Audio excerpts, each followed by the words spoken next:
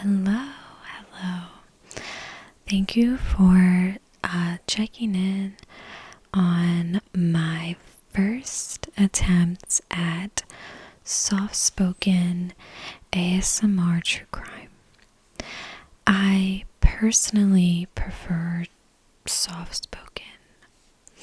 However, it feels like it's not as popular as whispering, but I'm here to please the people. If you prefer whispering, I'm down to do whispering. If I just don't really have that voice for soft spoken, it's okay. Let me know.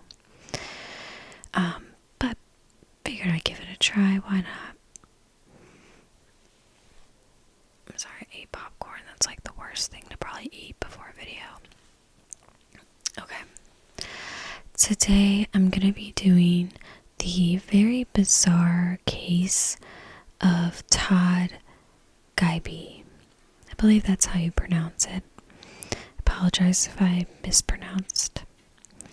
So Todd Geib was 22 years old at the time of his death, which is so young. He was described as being smart and capable and a very proficient outdoorsman. He was really into sports and dirt biking and fishing and hunting as his hobbies. He was living in the town of Casanova, Michigan at the time of his death. He was working at Hager, this distribution in Wyoming, which was about 30 minutes south of Casanova, which maybe isn't a bad commute, but not a great one. Apparently this town of Casanova only had about 314 people living in the town at the time of his case, which is a very small town. My grandfather's was from Michigan, so I had spent a lot of summers in Michigan randomly. I don't know. I think that's kind of funny because I don't have any relation, but I spent summers in Michigan. And the way that he was described and the way that like the town was described does not shock me for how Michigan is. The lake life is a big thing, being on the water, being like outdoors, and it's kind of this, and maybe it's different, but from what I kind of know, towns in Michigan can be small, but they're kind of interconnected with other towns, so you may know people, but then you could kind of easily kind of go between towns and not know people as well. So it's just kind of like a unique small town that kind of gets blended.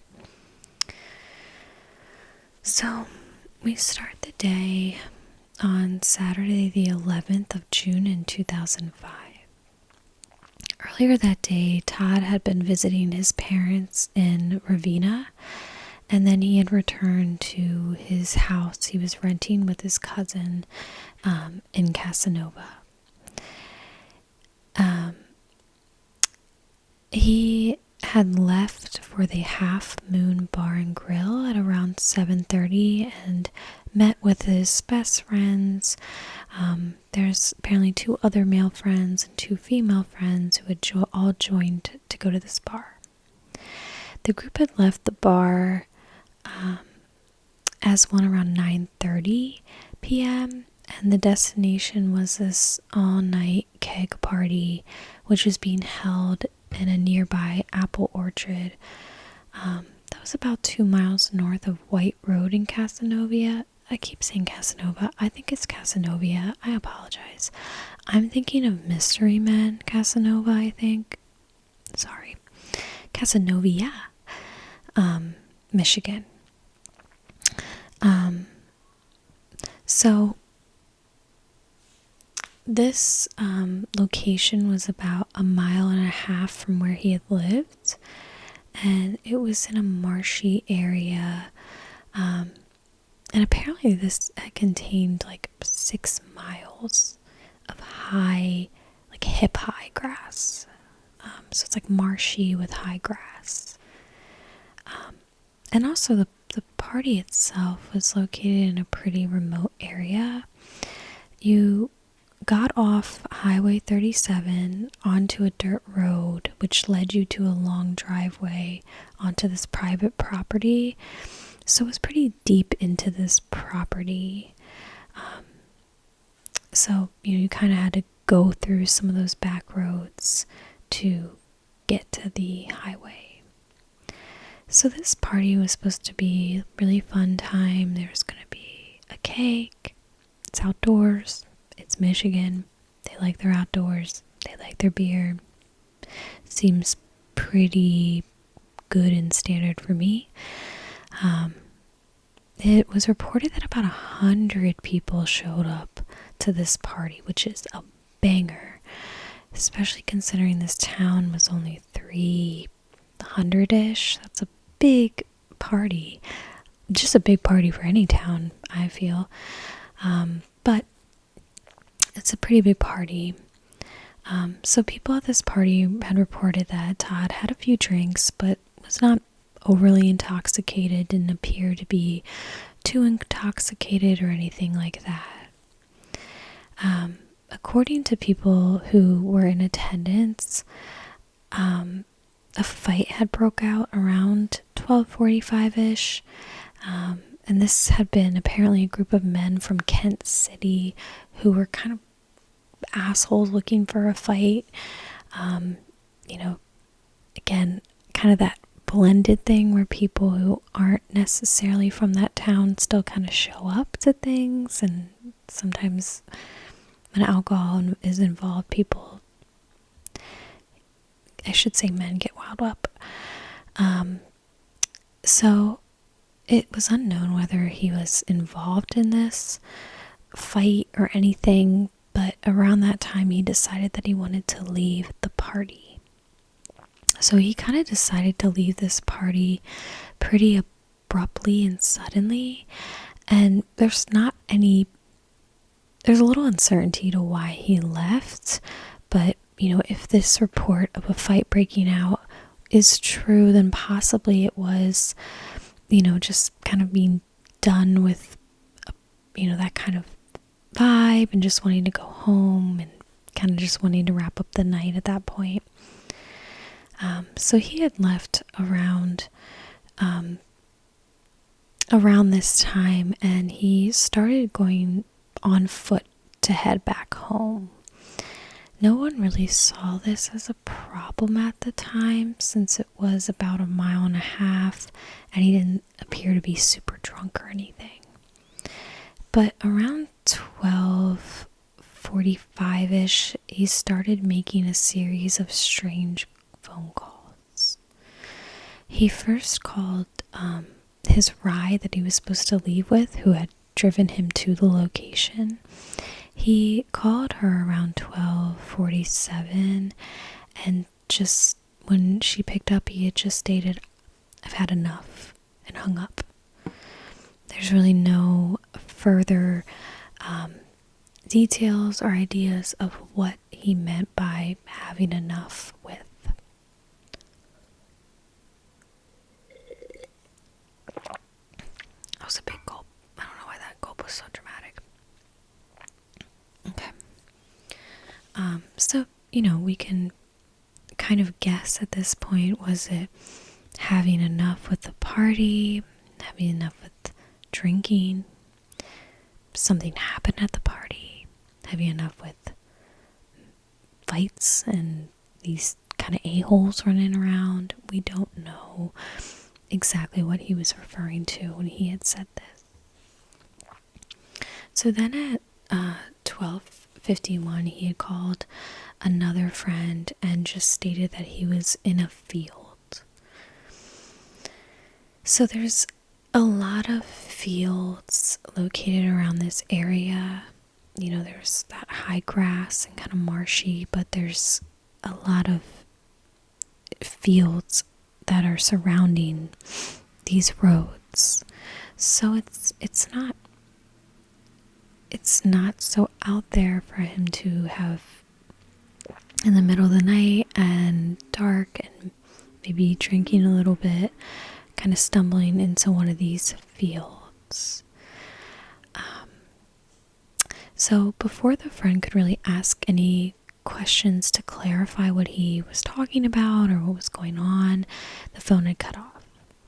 So at that point, he tried to call Todd back, and when the phone was picked up, all this friend could hear was what was described as either heavy breathing or wind whipping against the phone.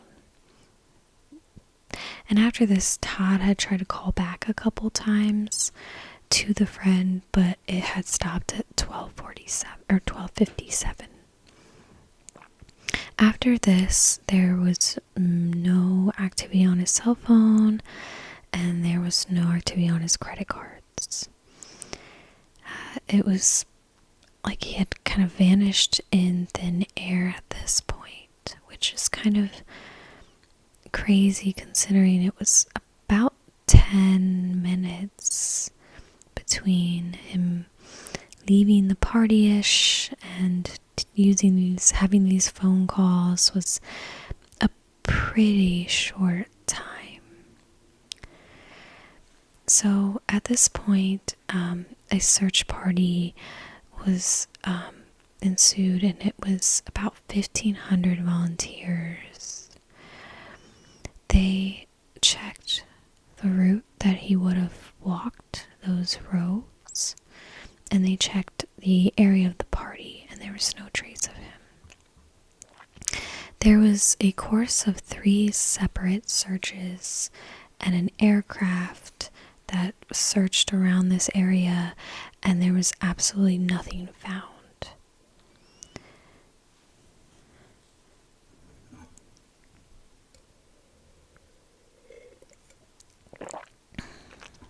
Okay.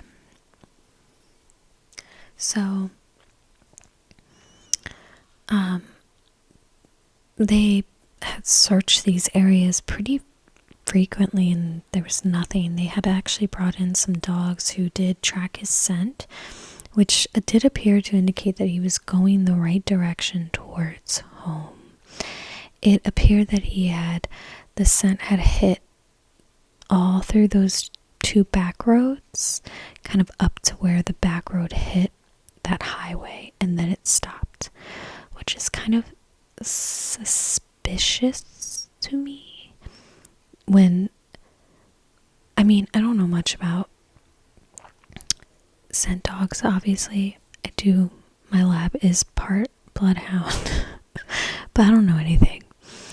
And I don't know if this is not a huge indicator, but every time I hear a scent of someone stopping abruptly when a main road hits, or a highway, or some kind of area of transportation, I just always am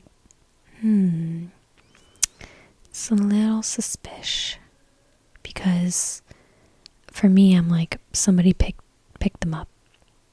If a scent stops abruptly, it kind of feels like they got into a car. But I don't know. Again, I don't know anything really. I'm just my own opinion. So nothing had turned up from these searches. And then on July 2nd, 2005, 3 weeks after he had gone missing, his body was found.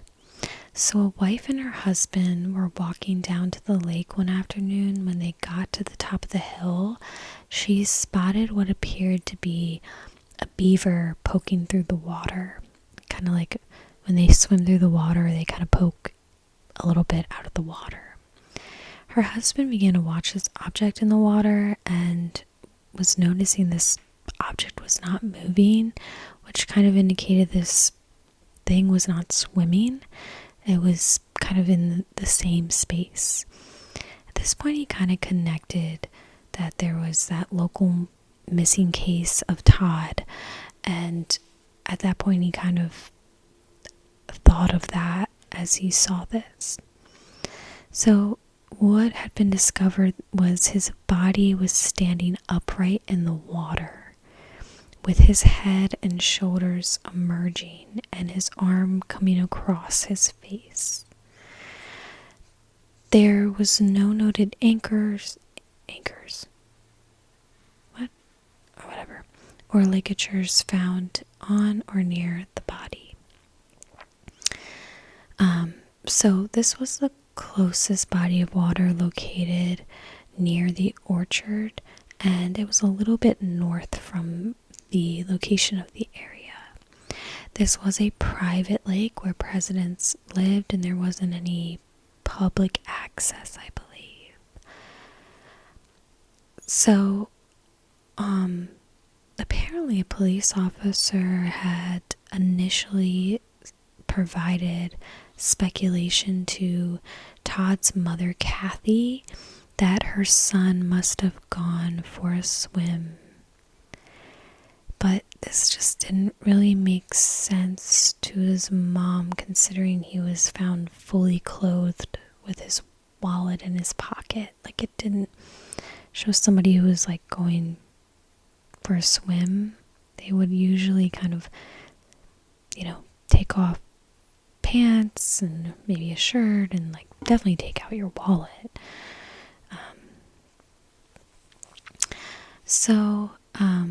A autopsy was conducted on his body, and it was found that there was no external injuries, but there had been a report of blood alcohol content of 0.12, which led authorities to rule it was an accidental drowning while under the influence of alcohol.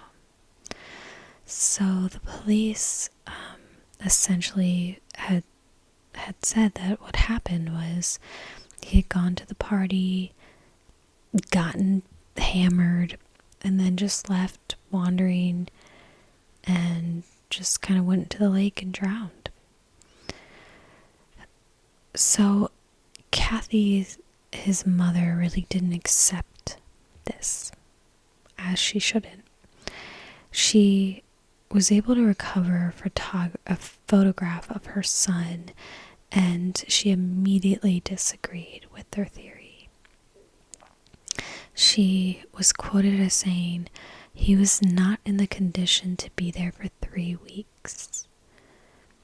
I did my research and found out what condition people would be like if they were in the water for 3 weeks."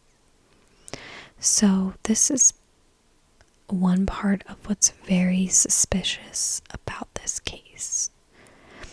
He had been found standing up in the water, which usually for drowning victims found in water, what happens is the gases in the body rise and causes the body to float horizontally. And this usually happens with the face down in the water. So him being standing almost and kind of leaning a little bit, but he was in a standing position, which is a very unusual position to be in as a quote-unquote drowning incident. Another bizarre finding was that Todd had no signs of insects or kind of like decomposition on his body, despite apparently being in the water for 3 weeks.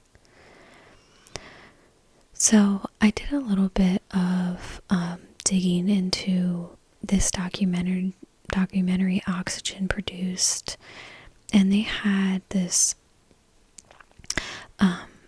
marine biologist come out and look at the aquatic insects that were in the water of that lake. And he had labeled them as being predators, and that in this body of water, they would have gone to a body as prey, essentially, which is kind of gross, to be honest. But there had been no signs of insects on his body. It just feels off to a lot of people that a body would be in water in the summer for like 21 days and have no insects on it. So this guy actually replicated the case using 5 pig carcasses, because apparently those are the most similar to humans. I don't know. So they sampled these carcasses for 21 days and collected the aquatic insects. And they found that they were collecting them within the first day. You know, by day 3, the insects had actually laid eggs. And on day 21, they had a lot of insect activity. So they put clothing on these carcasses to reenact that as well. And these clothes had a thick green biofilm layer. And they had claimed at the end of this experiment that there had been no way this body would have been in the water for 21 days. So in 2009, an autopsy report of Todd had been sent and reviewed by Dr. Michael Sikora. Oh my god. Sorry. Nobody pronounces my last name right, so sorry. He is a board-certified forensic pathologist and CEO of the Forensic Identification and Profiling Laboratory. He did an independent investigation and found by careful analysis of the photos and the autopsy data that while he had been missing for 3 weeks, he had possibly only been dead for 2 to 5 days. It was also determined that he had no water in his lungs, which was all these are indicators that he had been placed in the water, possibly after death or recent, or not 3 weeks beforehand. They had also be later finding that Todd had traces of antidepressants in his system, although he was never described these, and it was unknown why that would have been in his system. So there's kind of this idea that possibly it had been given to him against his will, because some of these side effects are hallucinations, confusion, agitation, cardiac arrest, coma, and seizures. So it's definitely suspicious. In this documentary, they had met with a pharmacist to find out more information about the medication found in his system. He states the medication found in the system were not normally given together, because when they were given together, they caused these side effects. He said these drugs could easily be slipped into a drink and could cause like an overdose, or could cause those effects, those side effects. But it kind of was agreed among these investigators in the documentary that it would have been really hard for him to have been able to walk himself to the lake if he had that amount of that type of combination of drugs and the amount to be able to walk to the lake by himself like that. So some of the kind of paths and theories that have kind of popped up is one being that a woman was accused of a hit and run at the night of this of his disappearance, and so it was kind of suggested that she may have hit Todd with her car as he was walking, which killed him. She denies these allegations, and there's really no other further investigation about this. Another lead came through the parents of Todd, who said a woman came to them and disclosed that she may have seen someone moving a body around the time of his disappearance. So later, these guys from that documentary go out to Kent County to follow this lead. She does this interview anonymously. She's like, it's like a blacked out, and I don't think they edited her voice, which I always kind of find, like, I don't know. You're not going to edit the voice. I mean, I could maybe figure out who it is. She had said that she had woken up at 6 a.m. and saw a man and a woman, I'm assuming neighbors, moving something into a home that was the length of a body and looked like a body covered up. A few days later, she says she sees at 4 in the morning a truck arrives with a couple of guys that throw the body in the back of the truck. At this point, she claims the body was not covered. It was like a body being thrown into the back of a truck. Now, if you kind of go possibly along with this hit and run theory, maybe this woman did hit Todd, called her husband, and then they kind of covered up the death.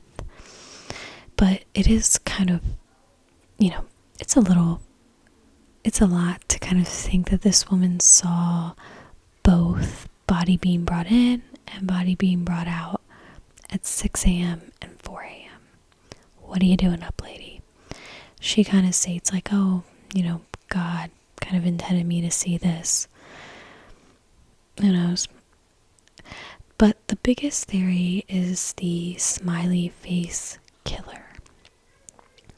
So the smiley face killer, this was a series of killings between 1997 and 2008 within the Midwestern and Northern Eastern states of America.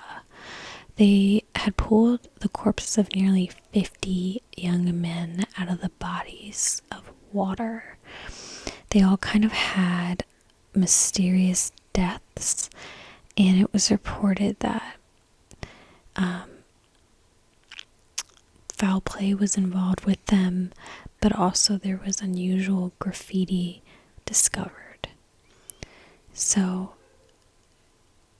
that graffiti was a smiley face. I'm so sorry. So this is such a unique, I want to kind of look more into this, but these victims were all like about college-aged white males who were enrolled in a university nearby. They all were kind of had the same build of being athletic, good-looking, outgoing, sporty. But again, this was very widespread. So some people think that this may be a group of serial killers, just because it's a very wide scope. So maybe there was like a group that kind of used this universal smiley face sign, which is such an interesting thing, to think that there was this group of serial killers targeting this group of men. So I saw some reports claiming that there had been a smiley face spray painted in a tree near where the body was found, and that there had also been apparently like a smiley face sticker placed on his gravesite. I couldn't really, this wasn't consistent. There's not as much information as maybe should be on this case, so some of this I'm a little wary to say with a absolute, but that was reported in a couple that there was a smiley face, which is, if that's true, I mean, that's It's pretty sketch, and that aligns with that smiley face killing motive. I don't know. There was also another claim that like there may have been a missing canoe by this private lake and like a pile of empty beers possibly. Again, I never saw this consistently where I feel like this is concrete, but it was reported in some kind of saying like possibly that's a sign that that would have been like a mode to get him out there. That canoe, someone could have like canoed out and put the body out there, or you know, were there people in that area when this happened? It's kind of like a little suspicious again. So Todd's mom, Kathy, has timelessly fought the Michigan State Police to reopen this case because of these inconsistencies and these findings, and it just doesn't make sense that drowning and accidental drowning is the reasoning. So, so far it seems that this case is not being really taken seriously, and it's not been reopened to this day. If you want to provide some support in this case, there is a petition to have the Michigan State Police reopened, and that they, you know, need to reopen this case from 17 years ago and look at it. I can put the link down below. That was the case of Todd Geib. I'm at a loss. He's 5'11", 180 pounds. He's a pretty big dude to abduct and, keep. He was also fully clothed with like his wallet. I don't know, it's a lot to kind of see. He was held and then brought out to the lake. But then also, it doesn't make sense to say he had kind of gone out there, passed away, and then like was standing. That is, I think, such a unique case because of that. I don't know. Let me know what you think down below if anyone watches. I could be talking to myself. I don't know. That's fine. I do have my Christmas tree up. It's November 9th. I don't care. I need it. The weather is getting surprisingly not colder. It should be. And the time changed. I'm just doing what I gotta do. Thank you so much for watching. I hope you have an amazing night or day, an amazing day tomorrow. Stay safe